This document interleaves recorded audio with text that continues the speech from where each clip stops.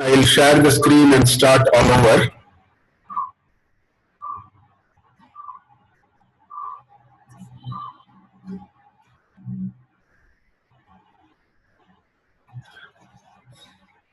We are still saying no in YouTube.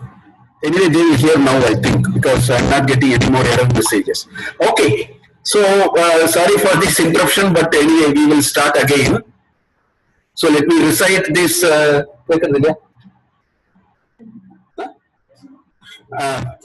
we will start it again. Audio coming footage. Okay. Sangha satsu vidhiyatam bhagavato bhaktir dridadhiyatam shantyadi parichiyatam dridataram karmashu samtyajyatam sadvidwan upasrupyatam pratidinam tatpaduka sevyatam ब्रह्मैकाक्षरमर्त्यताम् श्रुतिशिरो वाक्यं समाकर्ण्यताम्.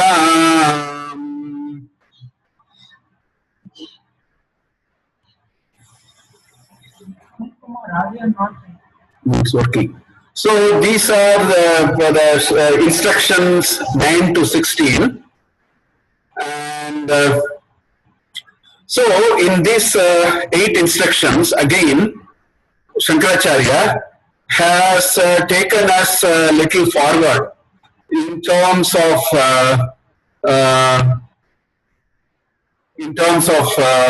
how we should, what are a few things that we should do. First of all, he says, get into bhakti with the right support systems. Those are the first 2 instructions. He says, have satsanga. Then he says, Bhagavato Bhaktihi Dridadhiyatam. So all these are how do we get into bhakti? He says that is the next step we have to do. Then the next 2 steps is all about Shantyadi Parichiyatam, Nilataram Karmasu Samtyajitam. That is about how do you take a little control of this wandering mind and bring it to a certain state of rest. That is what it is all about. And then the next 2 steps says, get blessed with a guru who will be willing to impart teachings to you, and get to know. See, the emphasis is know here. Get to know the essence of self-evolution. So these are the steps, second set of steps in the shloka, second shloka that we see from 9 to 16. Now we will move on to the third shloka, and let's see how what Shankaracharya has to say.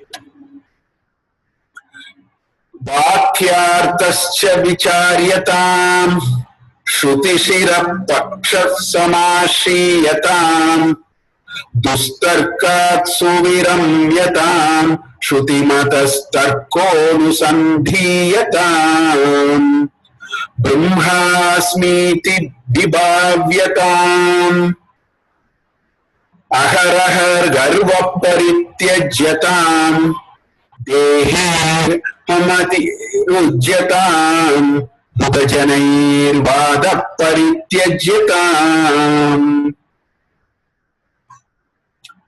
So here it says Vakyartascha vicharyatam.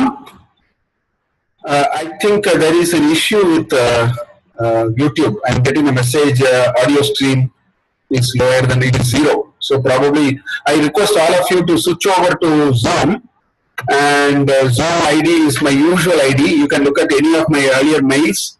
The same ID you can use Zoom and then get in. So it says Vakyartascha vicharyatam. Vakyasya artha vakyartha. Vakyartascha vicharyatam. So do a vichara of the vakyartha. We'll see it in details as we go along. Shruti shiraha paksha samashiyatam. Shruti Shira, the fountainhead of Shruti, we already spoke about it in the last shloka itself. Shruti Shira is Upanishad. So Upanishads. Can you type the Zoom ID here? Can you just type the Zoom and 971 something will come? So Shruti Shiraha Pakshaha Samashiyatam. Then it says Dustarkat Suviramyatam. Dustarkat Suviramyatam. Those are the two words there. Viramyatam means to take rest or just move away, just keep off. So Dustarkat Suviramyatam. That is what it says.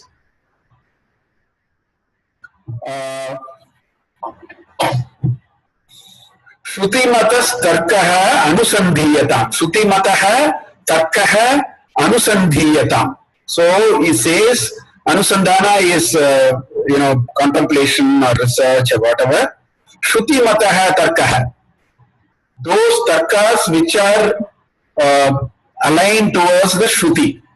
Shruti-matas tarko anusandhiyatam. Brahmasmi iti vibhavyatam.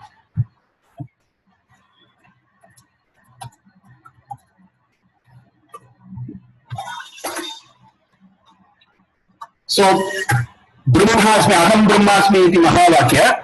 Brahmasmi iti vibhavyatam. Do satayam. Do means to be, so you keep thinking. Develop this thought in you. Brahmasmi iti vibhavyatam. Ahar ahaha garvaha parityajyatam. Every day, again and agaraha is every day. Basically, again and again, right? You make effort to give up your garva. Garva essentially means, ahankar, arising out of ahankar and so on, right?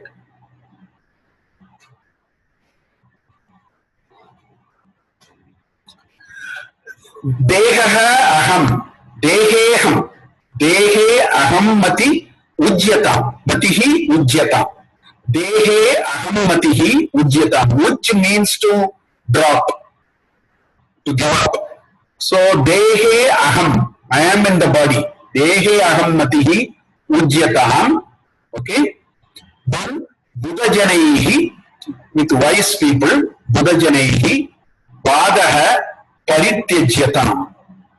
I think he says avoid getting into unnecessary discussion and arguments with buddhajanaihi. So these are the next 8 steps. So no, you can use these and say please join Zoom. Buddhajanaihi vadaha parityajyatam. So these are the next 8 steps. Now Shankaracharya is actually taking us one more step in our journey. And how do we understand that? Because last time what did it said? It said Sadvidwan Upasrupyatam Pratidinam Tat Paduka Sevyatam. That's what we saw in the last shloka. Go to your Guru. Then Brahmaikaksharam Artyatam Shrutishara Vakyova Sandhyatam. You try to try to know the Upanishad Vakyas and so on. We stopped there. So here what he is saying is something more than that. Vakyartha. He says try to understand the meaning of the Vakyas. That's what he is saying. Shruti Shira Pakshaha Samashiyatam. So he says try to tilt and go towards the Upanishads. So basically that is what it is saying. So what are we communicating? See, there is in our scheme of how do we evaluate. In fact, there is in our scheme of how do we evaluate and so on, there is a 3-part journey. And this 3-part journey is also established only in the Shruti. In Brihadaranyaka Upanishad, sage Yajnavalkya to at some stage, okay, he decided to give up his family life and go. So he gave his entire property between his two wives. So Maitri, one of them, had a conversation with sage Yajnavalkya, and Maitri's basic argument is that if you are giving up all these and going, that then it must be something much bigger. Therefore, she asked, there is a conversation between her and Yajnavalkya, and at the end of it, he says, Yajnavalkya says, Shotavyaha mantavyaha nididhyasitavyaha. He says this Atma Jnana, to know about yourself, this entire Atma Jnana, he says, has to be obtained using a 3-step process. That's why he says Shotavyaha, Mantavyaha, Nididhyasitavyaha. These are the 3 things that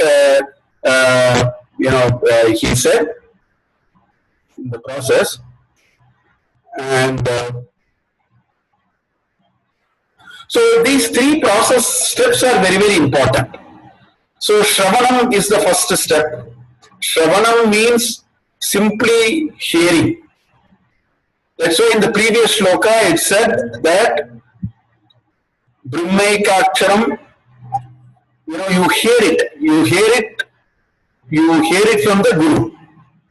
So step 1 is hearing, Shravanam. And the step 2 is Mananam. Mananam is actually what we hear is just a piece of knowledge. Now what do we do with that knowledge? Because knowledge by itself is not going to really help in any ways. It's only a first step in the whole process. Knowledge by itself is not going to help in any ways. So therefore, what we need to do is we need to do a repeated contemplation, actually committed to ourselves. So that is called manana. That is a repeated, thinking about that concept. And the third thing is called nididhyasanam. Nididhyasanam is that you assimilate the idea. In mananam, what happens is any kind of doubt. See, there is a vakya. See, vakyartascha vicharyatam. There is one vakya here. First of all, we hear it. That is called Shravana. So just because we heard it from someone, it doesn't mean that we have understood what it is. Because it may not make much sense to us as such. So that's where the mananam comes. So when we repeatedly do the manana, what really happens is this particular sentence becomes a little more clearer to us. So, vakyartascha vicharyatam means this. So, this is what is being implied. That much we can get. Now, that is not enough. The third step that we have to do is nididhyasam. So, there are 3 steps involved in this process. So, Shravana is what is called ajnana nivritti, meaning I did not know it in the first place. By hearing it, I become known of it. Oh, there is something called vakyartascha vicharyatam. In Sadhana Panchaka, there is one phrase like that. So that is an ajnana nivritti. You know that there is something like that. But then there may be so many doubts. We may not understand the meaning of that sentence. We may not understand what exactly is going on in the name of that. Therefore, what we may do is we do manana. Means we repeatedly go over this. What is being implied of it?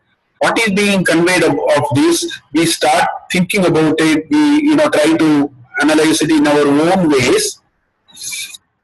So by doing mananam, what will happen is samshaya vritti.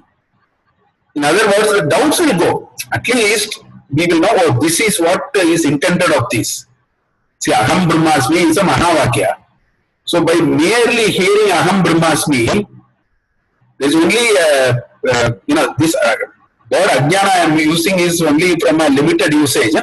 Ajnana of not knowing in that sentence, not the ajnana of the bigger jnana that we are talking about. This is in a limited sense. It merely says, oh, there is some Mahavakya called Aham Brahmasmi. That's all is Shravanam. Now, what is this Aham Brahmasmi? How can I become Brahman? What is this sentence actually trying to tell us? If we keep on repeatedly thinking about what is being conveyed of it, why is this sentence being told? So like this, if we start keeping doing, that will remove some doubts. Oh, and then at least give us a clarity of understanding of the sentence as in terms of what it intended to convey. So that's all it will do. But that is a very important step. Then comes Nididhyasanam. Nididhyasanam is actually bringing it into, taking it as an anubhava. See, knowledge is not anubhava. Knowledge is something which resides in the brain, in the intellect. Whereas anubhava has nothing to do with brain, intellect, manas. It becomes integral to the person itself. That's why I call it as anubhuti. So that process of going from simply knowing the existence of something, trying to understand what is implied of it through a process of manana, then taking steps to actually try it and then imbibe it, practice it, and then internalize it as a part of our consciousness. That is Nididhyasana. So these are the three steps. Now in the last shloka, it merely said you get to know, hear from the Guru. So that is the Shravanam part. Whereas in this shloka, Shankaracharya actually takes us through the Mananam part. All the steps that he is talking about are the steps involved in trying to understand what is being told, because in the earlier shloka he said listen to Vedas and Upanishads. But how do we understand the meaning of it? We need a process. So those are being laid out in this shloka. That is how some of these steps are coming in this shloka. Little bit of start of a Nididhyasanam is beginning in this shloka, which will continue in the next shloka. So this is the preamble to this shloka. So with this preamble, let us now look at some of these steps indicated here. So Vakyartascha Vicharyatam. I have taken two together because they both are related to one another. Shruti Shiraha Pakshaha Samashiyatam. So Shruti Shira, Shrutehe Shiraha, that is the fountainhead of Shruti, which is Upanishad. And Pakshaha, that side, Upanishad side, Samashiyatam, Samyak Ashrayatam. So you be firmly part of or be resident in that. That is actually the meaning. So what really happens is that you try to understand basically what is being conveyed here is you understand all these Shruti Vakyas. There are so many Upanishad Vakyas are there.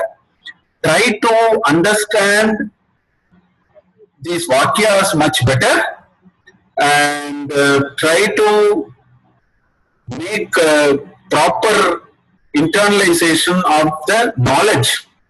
It's not anubhuti yet.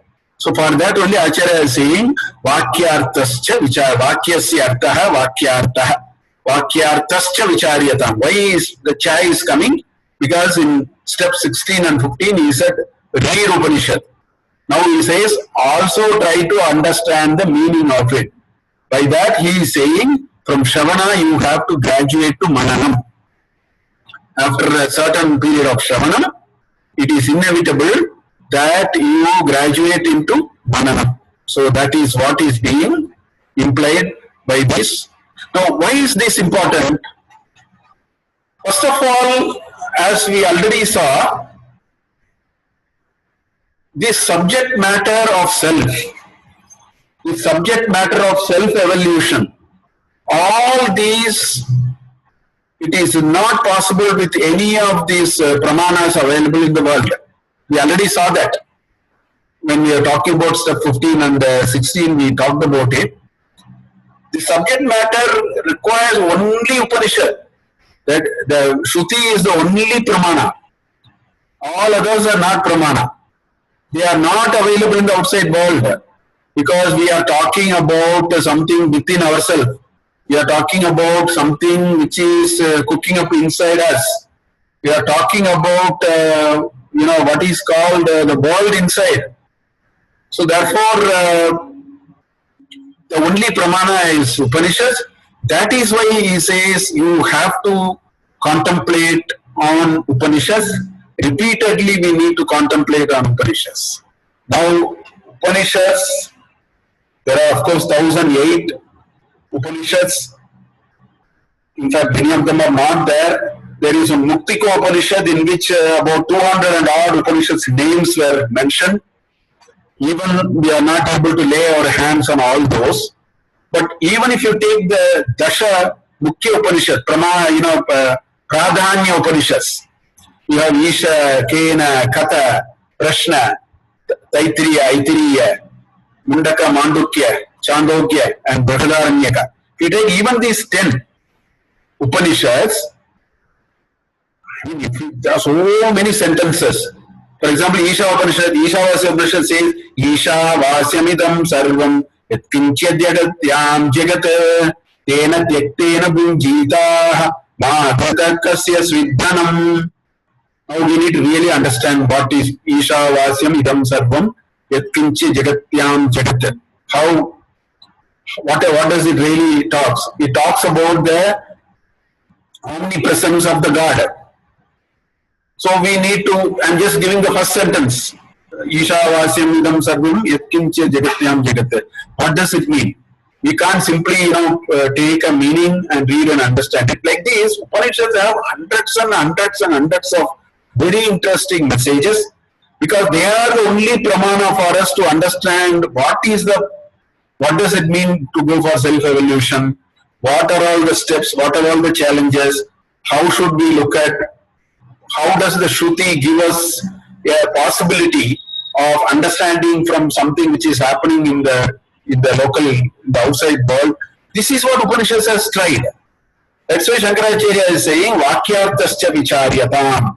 So what I will do, I will take only 3 quotations from Upanishads, just to give you a little sense that every sentence in the Upanishad needs to be properly understood. At least important sentences, important shlokas we must take and we must deeply contemplate, repeatedly go over it and try to understand what it is trying to suggest.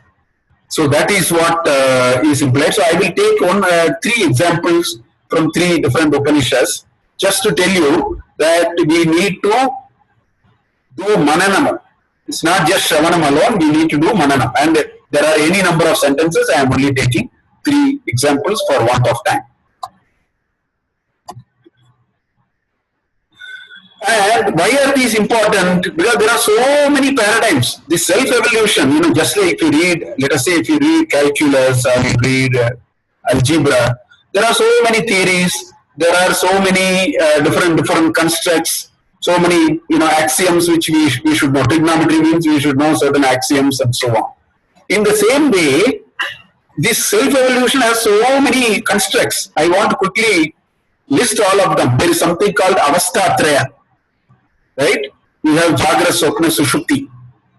We need to understand that very clearly what is being implied of Jagra Avastha and Swapna Avastha and Sushupti Avastha and so on.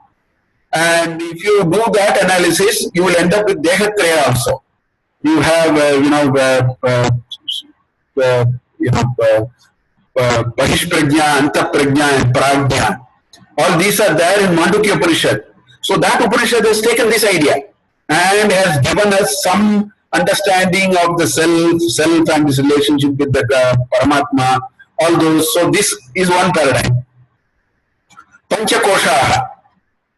Another way to actually understand and travel in this path of self-evolution is also about these Panchakoshas.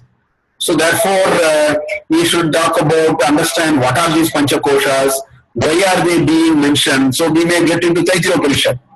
Adi hi bhagavo brumheti tagumho vacha tapasa brahma vijijnasasva tapo brahmeti satapo tapyata satapastaptva idagum sarvam asrijata. So Putani all that he says. Then Punareva Varunam Pitaram Upasasara Adihi Bhagavo Brahmeti. Like this it is there in the second Brahmanandavalli and Sikshavalli. There is a good description of Panchakosha. So we may have to understand very deeply these ideas. There is a Nitya Nitya Nitya Vastu Vichara. This is another paradigm, another construct we need for us to really travel on the path of self-evolution. So if we have to understand this, Shankaracharya has given sadhana satushtaya, right? On which we will see he quotes a lot of Upanishadic quotations, so we can take all that and understand. Satyam evam nitya. There is what is this Satyam and what is this Nitya? So what is this Adhyasa? All these Chatursutri, Brahma Sutra Bhashya we will find. In the Chatursutri Bhashya, in the opening remarks, he talks about all these. Asmad Yushmad Gocharayoho, Pratyaya Gocharayoho, Vishaya Vishayinoho, Tamaprakashavat, all those, Itaretara Dharmana, Anupapatto, all those are there. So we need to understand that. Then we need to read that, and then maybe we need to understand how the Upanishads treat this idea. Maya tata avidya. There is something called Maya, there is something called avidya. So Maya is, Paramatma's tool, and avidya is the Jivatma's tool. We have to understand these concepts. Again, we have to dip into some of these Upanishads and try to deeply contemplate and understand and so on. Then there is this concept of Prakriti and Purusha.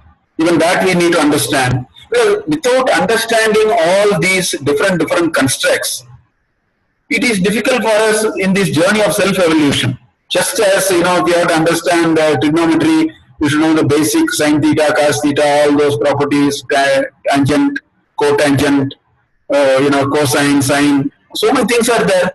In the same way, these are the things that we need in our self-evolution. Karma, vasana, tata punarjanma, all these. So, in different Upanishads, they are all brought in the form of stories, in the form of anecdotes, in the form of teachings of father to the son or to the disciple. So, that is why Shankaracharya is saying that if we need to proceed further, progress further in this journey of self-evolution, then he says, Vakyatascha vicharyatam, Shrutimata pakshaha samashiyatam. Get deeply into all these scriptures. Of course, you will hear from the Guru, but then you need to repeatedly go and do the manana of that. So I will take a few examples just to show how these Upanishadic statements are very important in our journey, and why and how we must actually keep contemplating on them. So this is an example from Kathopanishad. It says, Paranchikani vitranat swayambhu tasmat paran pashyati na antaratma kaschidiraha pratyagatmanam aikshat avritta chakshuhu amrutatvam ichcham. So it's a nice slogan. This has to be understood and contemplated very much. Paranchikani vyatranat swayambhu. This swayambhu, this creator, right?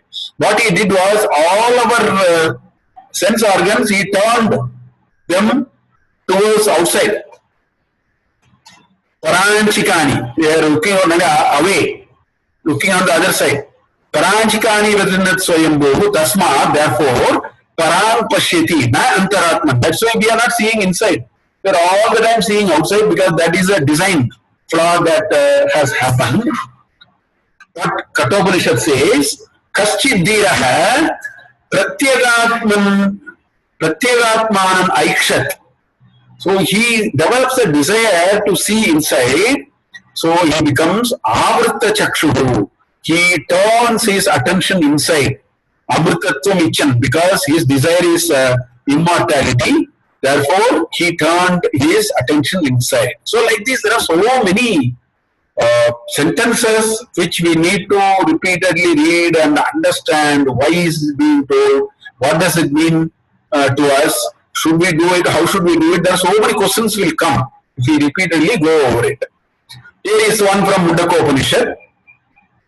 It says, Sayoha vai tat paramam brahma veda brahmaiva bhavati na asya abrahmavid kule bhavati. There is a asya brahmavid kule. There is a sudirga, savarna dirga is there. So, na asya abrahmavid kule bhavati. Tarati shokam, tarati papmanam, guha grantibhyaha vimuktaha amruto bhavati.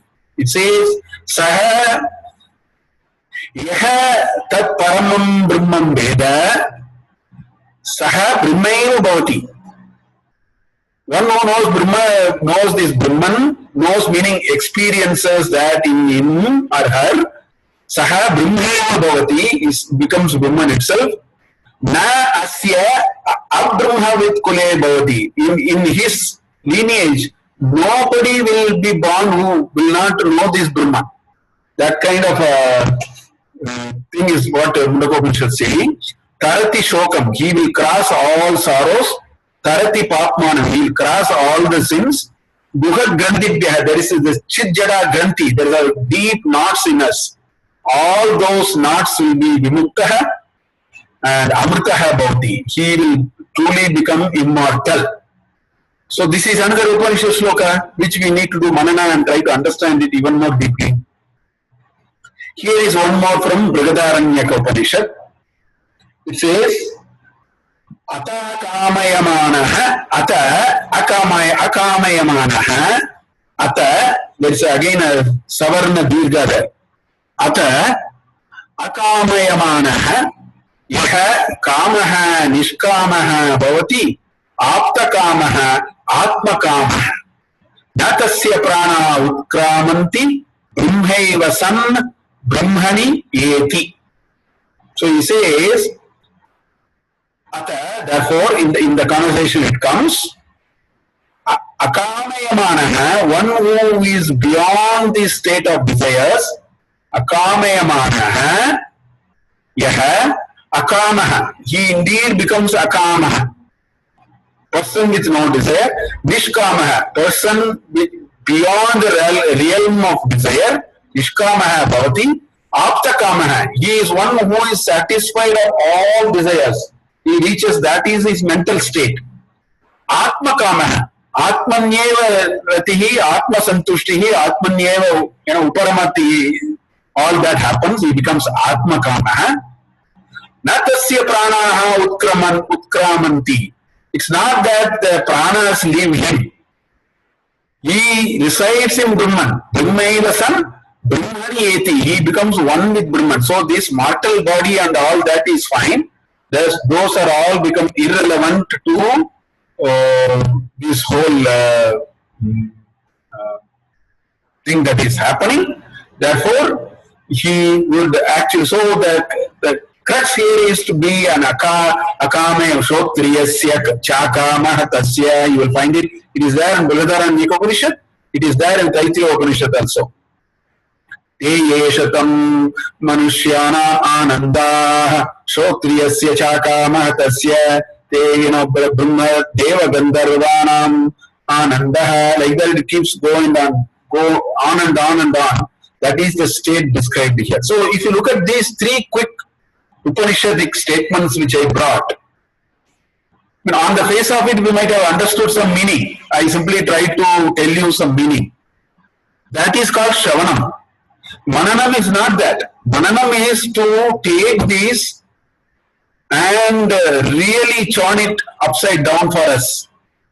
At an individual level, we need to really take these sentences and try to ask what is being conveyed here, why is it being conveyed, what does it mean to me, a person like me. So many questions we need to really ask, and that questions answers, it will be better we found it. Because if you just go and ask somebody a question, I think it's gone out of you. Whereas if you keep the question with you, you will have the burden of solving the question. And that is done through mananam. And that is why Shankaracharya again and again says, and here also he says, Vakyarthascha vicharyata. Now, if we keep doing this, if we really sort of take this idea, and let us say we take some of the Upanishad statements, we repeatedly do deep contemplation, repeated, trying to go over it and try to understand what it means to me, why should I do it, what is my prayojana, why should I do it today, tomorrow, what will happen if I don't do. So many questions have to be asked by ourselves. Now, if we travel in this process, if we travel in this journey, then there is another interpretation we can give to that Vakyarthascha vicharyata. There is another interpretation we can give. Here Vakyartha means every one of these Veda has what is called a Mahavakya. It is simply called Mahavakya, but every Vakya is a Mahavakya in some sense. But nevertheless, there are some Vakyas which are called Mahavakyas simply because it has taken all these Upanishadic sentences to its ultimate goal. And that ultimate goal is to find that the relationship between me, the Jivatma, and the Paramatma. That is the ultimate goal of all these exercise, and those Mahavakyas indeed communicate that. That's why they are called Mahavakyas. So Vakyarthascha vicharyatam, another way to understand it is, if we keep on interpreting, doing manana of many of these Upanishadic statements, finally we will land with the Mahavakya. So the final destination of this process is to reach this. So there are 4 Mahavakyas. The first and this is the order of evolution of understanding of the Mahavakyas that has to happen to us. First is a definitional statement. Prajnanam Brahma. Consciousness is Brahman. It is just a definition. It is just an axiomatic statement. Consciousness is Brahman. So this Mahavakya is probably the first Mahavakya we should be able to accept. We must be able to partly live through it, understand it, practice in ways by which we can make sense of this Mahavakya. So it is definitional. Then comes the second Mahavakya, where Uddalaka told to Shvetaketu, Tattvamasi Shvetaketu, that is what Shvetaketu. So here it is an advice. It is pointing to something and say, that is you. You are that. So in some ways it is an advice. It is still not gotten into Anubhava. The first one is a definition. Second one is advice. So while Prajnanam Brahma is an abstract idea, moment to say Tat Tvamasi, there is pointing to something. So it becomes a little more abstract. In other words, a little more in a position to come nearer it. So that's why it is the second stage of the Mahavakya. Then comes the third Mahavakya, I am Atma Brahma. So moment you say I am Atma Brahma, there is, instead of pointing to the third something, if you can point it to something which is closer. So the Tat and I am, that is the difference. Tat is a little away, whereas I am is even more closer. So which means one can travel a little closer to this notion of I am Atma, which means you are pointing to the the Jivatma and say I am Atma Brahma, which means there is a bit of an experience there. There is an experiential statement there, and then finally comes the final anubhuti of the ultimate order, which is Aham Brahmasmi. So, I am indeed Brahman is that ecstasy of completely being part of that statement as a living experience. So, Vakyarthascha Vicharyatam can also mean our ability to do mananam of so many Upanishad statements. This should also help us to reach this final destination and travel through each of these statements and try to make a little more sense for us. So that is what these two advices 17 and 18 are all about. Shankaracharya says, Dustarkat Suviramyatam. And there is another one on Tarka, so I took both of them together again. Shruti Mataha Tarkaha Anusandhiyatam. Those are three words there. So, Dustarkat, Du is ku. Du means wrong or bad. So, Dustarka is a bad, it's a wrong argument, wrong tarka. So, Dustarkat, from this bad sort of, all wrong arguments and so on. Suviramyata, you keep away because it is not going to help you. You keep away.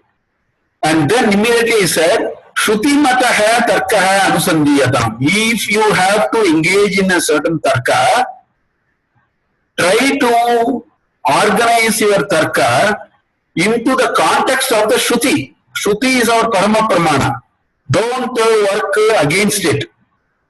Now, why is Shankaracharya bringing these two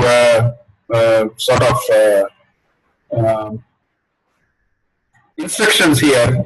Because once we get a little deeper into Manana, see, initially we just heard everything's appeared very nice. Aham Brahmasmi are all very nice. Oh, I am Brahman. Oh, fine. But once we start doing Manana, there is actually a lot of scope for senseless argument. Because this subject matter is such that very easily we can be, swayed away. And therefore, he is cautioning us. Be careful when you do this, because when you try to do that, so many counter questions will come. And if you try to go towards that direction, there is a good possibility that you may go away from the Shruti. That's why he says, recognize the centrality of Shruti in our journey. Shruti mataha tarkaha anusandhiyata. You should always remember that when you get into this deep manana, and so many counterpoints and all that will come, at that time we should remember that we should not move away from Shruti. No, this is like we have to hold that central pillar. We have to hold that pillar which is our Parama Pramana. After holding on to the pillar, you do whatever you want to do. If you leave the pillar, you will fall off.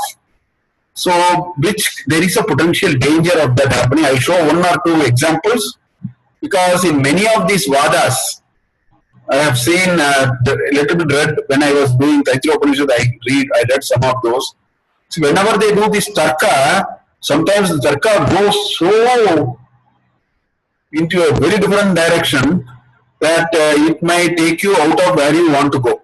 So there are these Nyaya and Vaisheshika.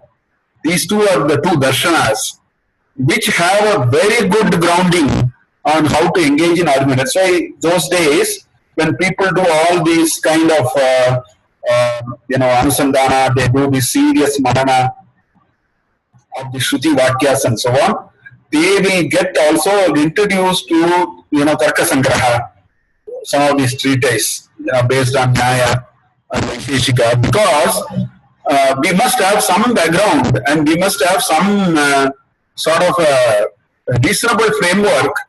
Otherwise, this whole thing will get carried away. I will expand this thought a little bit. Let us talk about argument between two persons. I will tell you the two persons can be me and my inner self. That is also possible. So when you do mananam, that is what will happen. You are reading something, you try to make sense of it, so you look at it from different dimensions. So you don't have to need two persons. It can be even you and you that you are thinking and your ultimate you also. But think of two persons, A and B, and they are doing arguments. Now, in our Nyaya Shastra, for example, in fact, the first shloka of Nyaya Sutra is Pratyaksha, Anumana, Upamana, like that. There are 17 items mentioned there, in which Vada, Jalpa, Vitanda, so many things are there. How do you actually establish something firmly? This is the basic premise of Nyaya and Vaisheshika. How do you establish something unambiguously? So it's called Pramana Shastra. Nyaya and Vaisheshika is called Pramana Shastra because it gives us a set of ideas as to how to establish the Pramana. The Pramana could be of a sentence, could be of a concept, could be of existence of fire somewhere, existence of a person somewhere. It can be anything. So this is very important for argument, right? So that is what it is, and so let us. There are three methods available in our scheme of things. I find there are three methods which are deployed. One is called Vada. We use all these words very loosely, but Vada means there is a meaning. Sometimes they say Samvada also. Sam is only upasarga to it, good argument, and good conversation, whatever you call it. So, in the definition of Vada is if two persons are engaged in an argument, let us say, A and B, both persons desire to find the truth. That is the basic intention of this conversation. Both of them genuinely have a desire to find the truth. Suppose that is the intention. And they argue with an open mind. They don't argue with an agenda. They don't argue with certain acts to grind. They don't have a fixed opinion on the matter. Assuming these are all possible, then only when somebody argues with an open mind, and only when somebody has no fixed opinion, then this can happen. That there will be a genuine desire to find the truth, and the truth can be found. So in our many of our Shankaracharya's Bhashya, if you see, what will happen is there will be a Purva Paksha and there will be a Siddhanta. So Purva Paksha means earlier viewpoint. So the words are very interesting. It merely says, it doesn't say your viewpoint or my viewpoint. It never said it is your point. The moment you say it is your viewpoint, then I have to fight it against and it becomes my viewpoint. It never uses words like that. It says Purva Paksha, means earlier viewpoint. And then argument happens, the Vada happens, logically, things are put forth, and after that, finally, a final conclusion is arrived, which is called Siddhanta, which means that there is a finally established viewpoint, which is final, which is firm. If this kind of arguments are done, that is good. That's why this is a Sutarka, it is not Kutarka, it is not Dustarka. This is a good Tarka, Samvada. But there are two more in Nyaya Shastra mentioned. One is called Jalpa, Jalpanam. Here, there is an intention behind the whole argument. The idea is, I have come to argue, the idea is not to really find what is the truth. It is to say mine is correct and yours is not. So this is to destroy others' position and establish one's own. So this is called Jalpa. This is another method which is prescribed in Nyaya Sutra, first Sutra 1.1.1, you will find it. Then there is something called Vitanda. This is the worst part. In Vitanda, what happens is that one person of the two, let us say there are two people, one person intends only to destroy the other's position without having any personal view on the matter. So I don't have any view. My single point agenda is to come and destroy your view. So these two are called dustarkas.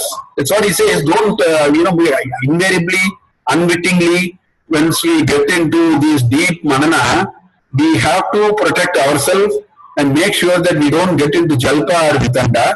It has to be a vada. And so there is a way to do these arguments. Unless you know the technology, you know the technique, it is better to keep off from all these. Otherwise, it can be counterproductive. Look at a few examples. Dustarkas, for some examples. So these are all from some portions of the arguments. For example, there is an argument which says joys and sorrows are as many as living beings. Suppose you make a statement like that, and if you agree to the statement, then immediately there is a certain argument. The argument is, if there are the joys and sorrows are as many, then that means there are so many Atmans. Because the joy and sorrow are peculiar to an Atman. Since there are so many joys and as many living beings and that many joys and sorrows, that's what there are many Atmans, and there are very elaborate ways by which this will be argued. Now, why is this Dustarka? Because this goes fundamentally against all principles laid in Shruti, laid in our Shruti. So therefore, Shruti Mataha Tarkas Samadhiyatam, Samashyayatam is why it is saying that. This argument will actually take us to a very wrong idea of what we'll start with something and end with something else. This is another argument. This is even interesting. It quotes the Veda and says, Veda says pleasure is mixed with pain, therefore avoid it. And the argument is, no, this is a very bad argument. Suppose the rice, the paddy has husk on the rice. Now, why do you throw everything? You dehusk it, remove the husk and enjoy the rice. So that they bring, it's a very convincing argument. So they bring that argument here and say, no, so I think what is told is wrong. You have to find a way of removing your pain and enjoy only the pleasure. Now this is again in so many places it has been established this is a dead end. This is not going to take us. This is against the fundamental premise that we see in Shruti, but an intelligent argument can take us away. That's why this is a Dustarka. The other famous Dustarka is the entire Charvaka philosophy. It says, Yavat jivet sukam jivet, rinam kritva ghritam pibet. See, as long as we live happily. Rinam kritva, you have all kinds of credit. You have credit card, you have EMIs, so many things are there. To try to make use of all of them, Rinam kritva ghritam pibet. I want to see how people are going to do it in an era of Corona, where we don't know what will happen to us tomorrow, whether we will have the job, whether we will return back to our job, how many jobs will be axed, how many people will get this disease because this is asymptomatically it is going all over. Let us use this fancy looking argument and see what it means. So now these are all very fancy arguments. Yavat jivet sukam jivet, rinam kritva ghritam pibet. Enjoy your life as long as you are there. After all, you are not going to die. Pasmi kritasya bhutasya. There is some shloka like that. Punaravartino kutaha. Where is it going to come again? One day it's all going to be burnt to ashes. So just enjoy. These are all very, very nice, attractive discussions, but they are all dustarkas. Kamaha ekaha eva purushartaha. Therefore, Charvaka philosophy says all these dharma, artha, and all those are all forget it. Kama is only purushartha. Kamasya anusaram artha, arthasya anusaram dharma. So these kinds of wrong discussions are all over the place, so we have to be very careful. Shruti mataha pakshaha samashiyatam. That's why don't leave the centrality of Shruti. Then we started with a certain idea, we end up with some other idea. That's why these two examples are brought. Then Brahmasmiti vibhavyatam. Aham Brahmasmi iti vibhavyatam. He says, get into this thinking that I am Brahman. So this is a transition from Mananam to Nididhyasam. This is the bridge actually. So what happens is this sentence first you have to be understood in Manana very very carefully. Aham Brahmasmi is not a knowledge. Aham Brahmasmi is not a jnanam also. Aham Brahmasmi is a state of experience that one has to have. So how do you have it is a big question. So it is not to go all out and say I am Brahman, and therefore since I am Brahman, one can take some properties of Brahman and start talking all nonsense. It is not that. So there are two realities to our existence. Realities of our existence. One is called Vyavaharika Satyam, another is called Paramarthika Satyam. And you have to be very careful when you talk about this Brahmasmi. Asmi. That's not a very fancy statement. Vyavaharika Satyam means when you are in the world of Vyavahara, when you are in a transactional plane. Once you are in a transactional plane, the world will have a lot of Veda. You will find multiplicity. That's the only way this Vyavahara will happen. So you will be a boss, there will be a subordinate, you will be a guru, there will be a shishya, you will be a father, there will be a son, or you will be a son, there will be a father, there will be all kinds of things are required. Now, then we have to ask, Brahmasmi iti, how do I map this idea into Vyavaharika Satya? How do I make sense of it? This question will come. Then comes Paramarthika Satya, which is contemplation inside. There is no world outside, there is a world inside. So the world inside, Aham Brahmasmi means what? So this is a very big question. And I am not going to answer this question. But if you want to understand these two competing, realities in the context of which we have to understand Aham Brahmasmi, one very good Upanishad for this is Mandukya Upanishad with Gaudapada's Karika. Very deeply analyzed. It will give us the reality of different planes in which how we should understand it. So it is not a concept. It is a stage in which this Anubhava has to be earned by us. In fact, a person who has reached that state will never make a statement like this. Aham Brahmasmi, the statement will disappear. These are all told only by the Shruti, only to illustrate and bring us to somewhere. A person who has reached that stage will not even say Aham Brahmasmi. If he says that he is not Brahma, Aham Brahmasmi is wrong. So it is intended only to communicate it. The real Anubhava in the Paramarthika Satya is a total silence and inward understanding of this concept. So this Brahmasmi iti Vibhavyatam, this is a mental model to be deeply developed, guided by Upanishadic and Shastra prescriptions. We have to take a lot of time, inch by inch, understand it in Vyavaharika world, and we have to understand it in Paramarthika sense and so on. So this has to be very carefully treaded. This is the bridge for Nididhyasana. This is how this contemplation will start. This is how slowly we will, cross over from a piece of knowledge, even after all samshaya nivritti, that knowledge still is lying as a knowledge. How it becomes anubhava, that's where this is brought out by Shankaracharya. Mundaka for example, Purusha evedam vishwam karma tapo brahma paramritam etadyo veda nihitam guhayam saha avidya grantim vikarati iha saumya vidyate hridaya grantihi chidyante sarva samshayaha kshiyante chasya karmani tasmin drishte paravare.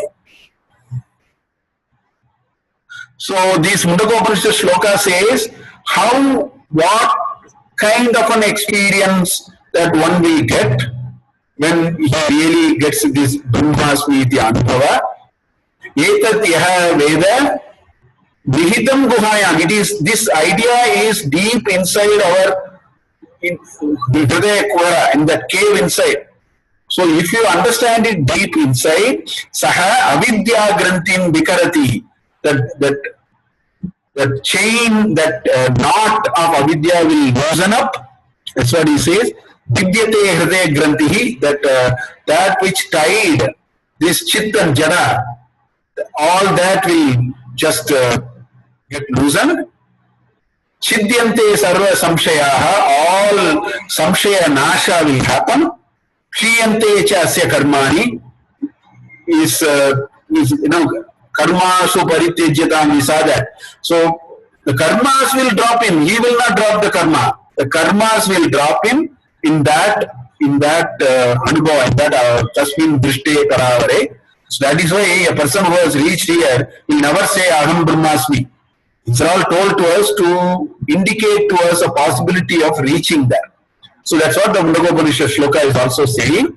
So we have to be guided by the Upanishad and Shastras and the Gurus to tread through this Upadesha. Aharaha garvaha parityajyatam. This is a very realistic thing that will happen to many of us. It says,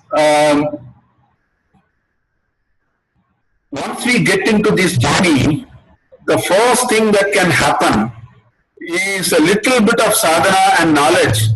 We have great propensity to top up the ego. That is what will happen. Little bit of this knowledge, however incomplete, however you understood and so on, this ahankar will simply pop up and the ego will come. So Shankaracharya cautions us, as you travel in this journey, you have to be very, very watchful and find out. He has used aharaha. Again, every day he says, basically every now and then you have to do this check. You need to keep checking whether your ahankara is popping up, and if your ahankara is popping up, you have to sort of go back and then push it down. This is a constant exercise for a true journey in self-evolution, and this bridge from manana to nididhyasana requires this kind of a fencing. If this fencing is not there, then it will create a problem. Because there are so many references what ego can do, plenty of them, but I will get you a stretch of shlokas from chapter 16 of Bhagavad Gita.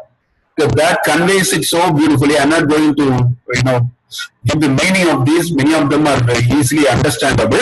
We already discussed it also. But in one place, what will this Garva do? Idam adya maya labdam imam. Prapsyase manoratham. Idam asti idamapi me bhavishyati punardanam. So, this ego takes you out of this journey. I am here, I will get this, I will go there, manoratham, right? Aso maya hataha, I finish this enemy against me. Shatru hanishye cha pranapi, I will clear out all my shatrus. Ishwaraham, the sudden feeling that I know everything, I am the Lord, everything I know, anybody who comes my way, I will clear all of them. Bhogi, siddhaha aham, balavan, sukhi, I am the enjoyer, I am the bhogi, siddha, I have got everything, I know the ultimate knowledge. Adyaha abhijanavan asmi, ko anyaha asti sadrishaha maya. My knowledge is second to none. I know so much of Veda, I know so much, I understood the meaning and all that. Right? Yakshe dasyami nodishya, right? I will partake my knowledge. Take it a little bit. I will partake my knowledge. Yakshe dasyami nodishya iti ajnana vimohitaha. They all get into delusion. Instead of traveling on that path, they have taken a U-turn, unwittingly knowing them that they are going on the wrong side and traveling in the opposite direction. Aneka chitta vibrantaha, moha jala samavritaha, prasaktaha kamabhogeshu, patanti narake ashuchau. He says, what you set out with a certain journey, unfortunately, after much damage is done, you will get to know that I have traveled on the wrong road, wasted a lot of my time. This ego has this propensity to do all this. आत्मसंभाविताः स्तब्धाः धनमानमदान्विताः यजन्ते नाम यज्ञैः ते dambena avidipurvakam. So everything will become damba for them. They mistake original knowledge for something else. There is a lot of dambacharya will come. They pretend to be great gurus and so on, and that's all. The rest, you know what will happen. They get into destruction, self-destruction. So ahankaram, Krishna, concludes all these with that shloka. Ahankaram, balam, darpam, kamam, krodam cha samshita. All these comes because of ahankar. Mama atma paradeheshu pradvishantaha abhyasuyakaha. Instead of reaching me, they go against me. So I just brought this set of shlokas just to tell you why we have to be extraordinarily watchful of our ahankar. Because what may initially turn out to be a very interesting thing to do can be totally counterproductive for us, and that's not worth all the effort. Look at Ravana, look at all these stories, Bhasmasura, is all like this. With all the knowledge, the ahankara and the garva had destroyed them. Instead of taking them on the right path, it took them totally in the opposite direction, and they lost everything in life. So that is what is being told by Acharya here. He said, be very watchful about your ego. As it pops up, take a hammer and then hit it. And there are methods to do it. If you go to an ashrama and then stay there, you will learn those methods. How to actually put down your ahankar. There are ways by which these can be practiced and all that. The Guru can help us with this. Then, next instruction he gives, Dehe aham matihi. See, there are two makara there, you just see. Dehe aham matihi ujyata. That is how we have to split this. So, Dehe aham, I am in this body. Matihi, that thought that I am in the body means I am the body is mine, those kinds of things. Ujyatam, drop off, try to abandon this particular thought. In fact, again, these are all told in different places. Sri Krishna says in Bhakti Yoga, Kleshaha adhikataraha tesham. Right? It says, Klesho adhikataras tesham. Abhyakta Chetasam, there is this shloka. That's how the shloka comes. If you have so much of Deha Abhimana, he says this progress of bhakti and all those are very difficult. Krishna says that it is the third shloka, I think, in chapter 12 of Bhagavad Gita.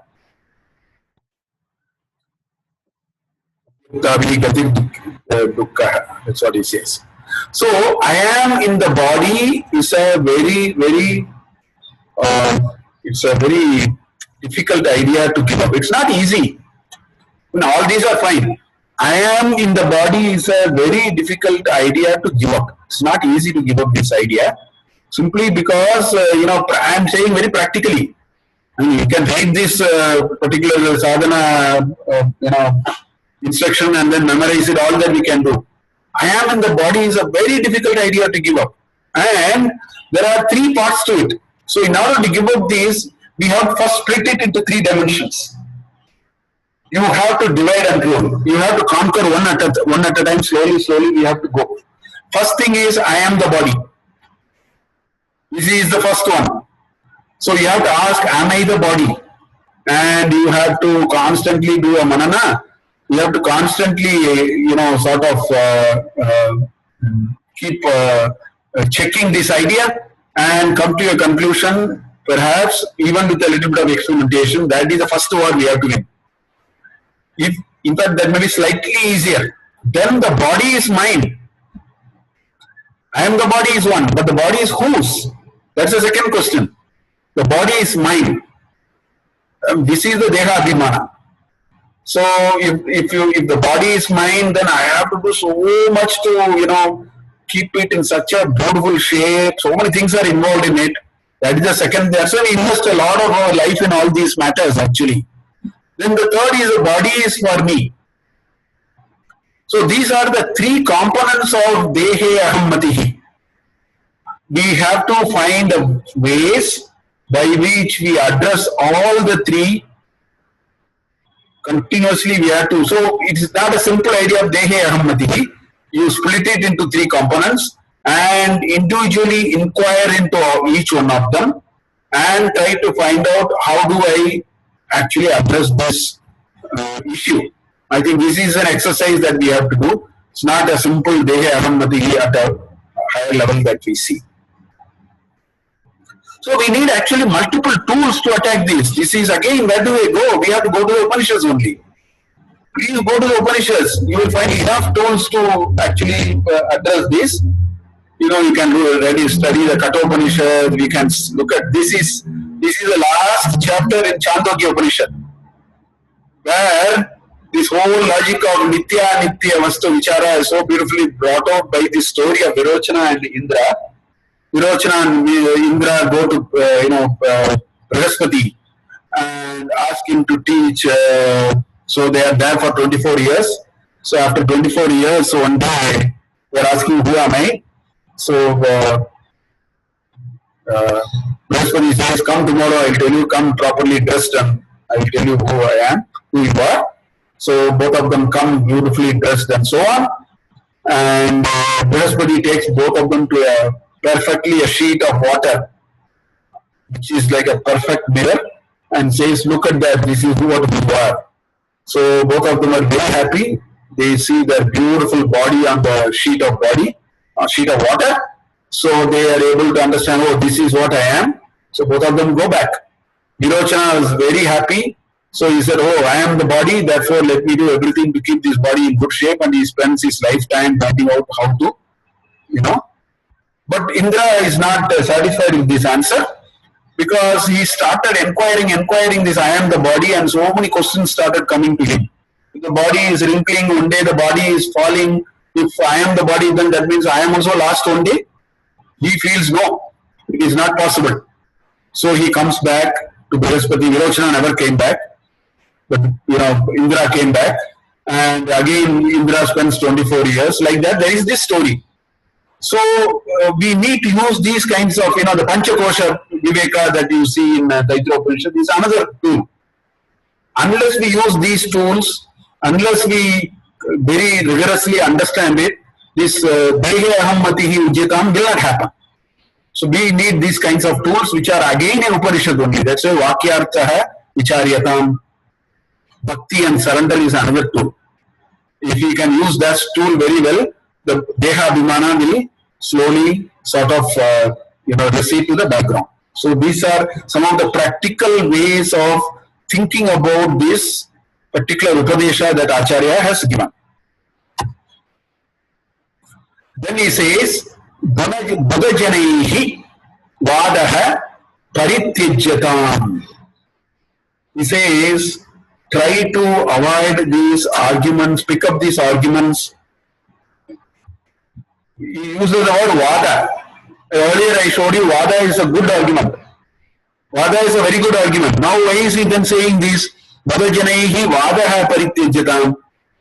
Essentially what he is conveying, what Acharya is conveying, is your quest for self-evolution is not by endless quest for truth through conversation. You have to withdraw. A stage has to come where you have to withdraw yourself. Only so much you should, discover the truth by way of talking to people and all that. You have to slowly withdraw. That is inevitable. That is the next step in self-evolution. So, being knowledgeable of the words through all these vada and sutarka, good tarkas, is different from being wise of the wisdom of the self. So you have to now graduate. So Acharya is saying, well, there is a stage to do all that. Now you have to move to the next stage. Next stage is enough of the frameworks that you know, and enough of your samshaya nasha, enough of that has happened. Now the third one called nididhyasana, will take you to Viparita Nivritti. Viparita Nivritti means I have been behaving in a particular way. Having got all this knowledge, the way I behave must change. The way I have to behave must change means I have to become Avritta Chakshu. I have to turn the attention inside. And the only way to turn the attention inside is to stop all these vada beyond a point. So Krishna said this very beautifully in chapter 13. I'll come to it. Knowledge happens only by introspection, then arguments. Arguments can only feed food for the ego. So up to a point you can do. Beyond that, you have to see the bee. The honeybee can keep on, going round and round and making noise and so on. It has to sit in the flower. The noise must stop and it has to suck the honey. You can't endlessly making this noise. So that is what is implied here. Now, actually, Krishna very beautifully brought it. He brought 20 values. In chapter 13, from shloka 7 to 11, he said, Amanitvam, Adambityam, Ahimsa, Kshantirajam, Acharyopasam, Staidyam, Atmavigraha, all those. There are 20 of them. So in that, look at the last 4. I want to show you the last 4, which is implied here. What is it saying? It is saying, Vivikta Desha Sevitvam. Aratihi. Jana Samsati. Jana Samsati Aratihi. You should develop that desire for solitude. Desire for being alone. Not lonely, but being alone. You have to be alone, which means you should be able to Atmanyeva, Atmarataha, Atmatruptaha, Atma, Santushtaha, all that. So, Vivikta Desha Sevitvam, so we will have to give up all that. Aratihi Jana Samsati, only then Adhyatma Jnana Nityatvam will happen, Tattva Jnana Artha Darshanam will happen. So, Krishna so beautifully brought it in chapter 13 also. So what is being conveyed here, according to me, is in the last shloka, he said, get into a situation of slowly controlling your mind, then look for Acharya, then do Shravana with the Acharya. Now what he is saying is, you do Manana, Vakyartha and all that, and do Tarka also, all that will help you. It's not part of the Manana, but you don't keep on doing it. You come to a stage where you have to graduate into Vividhyasanam, which means that enough meaning you don't go endlessly searching for truth. The truth that you have searched, try to imbibe it and get into that habit of experience. So this is what he is taking. In other words, then this Vanaprastha Ashrama, these are all some of the activities in Vanaprastha Ashrama, and if we are able to do it, then there are a few more things that we do, then the sannyasa will take over us. We can't take over sannyasa, sannyasa will take over us. That he is going to tell in the next some of these shlokas. So what we will do is, we will go back to that shloka and then we will recite this shloka once again for the day, and then close the day for the recitation of this shloka. Vakyartascha vicharyatam Shrutishira paksha samashiyatam Dustarkat suviram yatam Shrutimatas tarkonusandhiyatam Brahmasmiti vibhavyatam Aharahar garva parityajyatam De